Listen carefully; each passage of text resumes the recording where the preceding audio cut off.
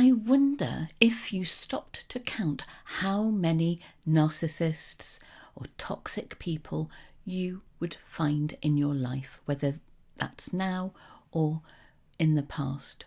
It doesn't stop at a narcissistic or abusive partner. It could be a parent, a sibling, a friend, a co-worker, a boss, a landlord. The list is potentially endless. But the key to stopping attracting narcissists into your life is to understand the patterns and understand what has made you vulnerable, what has made you particularly attractive above and beyond most people around you to the narcissist. If you experienced childhood trauma, that makes you particularly potentially vulnerable. Also, if you are still in an abusive relationship or have been in other abusive relationships, that is potentially a vulnerability. If you experience depression or anxiety, that also raises the chance of you being a target for a narcissist. And if you are neurodivergent, this also creates vulnerabilities that magnetically attract narcissists. And there's one more that isn't often talked about that I'm going to share with you in a few minutes. Getting clear on those patterns in relationships and on your vulnerability isn't about criticizing yourself. But without that clarity, you can't recover, heal, and build your new chapter. So today, I want to help you find that clarity and to understand why you have been moving from one narcissistic or toxic relationship to the other. I'm Amanda Craven, narcissistic abuse specialist and creator of the Empowered Healing Compass. If you want to get notified about all the material I put out about narcissistic abuse, why not click the subscribe button and the bell so that you don't miss out on any of the content. So why does the fact that somebody experienced childhood abuse make them particularly vulnerable to narcissists? If somebody experiences a chaotic, emotionally unpredictable, neglectful or abusive environment, they learn certain coping behaviours. And this includes keeping quiet, not expressing their own needs. It means watching for people's moods and behaviour changes and adapting what they do in order to keep the peace. It means being the good girl or the good child. It means being the quiet one and doing what somebody else wants you to do and working that out in order to have any form of connection and in the hope of getting some breadcrumbs of love. Narcissists love imbalance of power, and they love the fact that they can control somebody. They thrive on control and they thrive on disorder. So if you have come from a background where this existed, then you have the perfect set of traits for them and to serve their needs. If you have been or still are in an abusive relationship, when you meet the narcissist, they are going to love you. Abuse reshapes your idea of what acceptable behaviour is. It normalises things like boundary violations, and it lowers your self-esteem. It will also make you very grateful for somebody showing you kindness and support, because the narcissist will present as your knight in shining armour.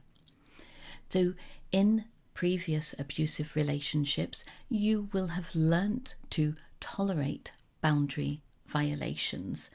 You will have started to second guess your very thoughts, everything, your instinct, your ability to weigh up whether somebody is a good person or not. You will feel so grateful that they will just be drawn towards you, and you will believe at first that they are the one who is going to make everything okay. But again, as I said a few moments ago, narcissists thrive on control. And somebody who has experienced abuse, who has low self-confidence and self-esteem, and all the other traits I just mentioned, are going to be just the sort of person that a narcissist can control, overwhelm, and bamboozle with their gaslighting, with their word salad, and all the other tactics that they bring to the table. So what about anxiety and depression? Why do these conditions make you vulnerable to a narcissist? Anxiety makes you feel uncertain, makes you doubt yourself, and depression makes you feel hopeless and helpless.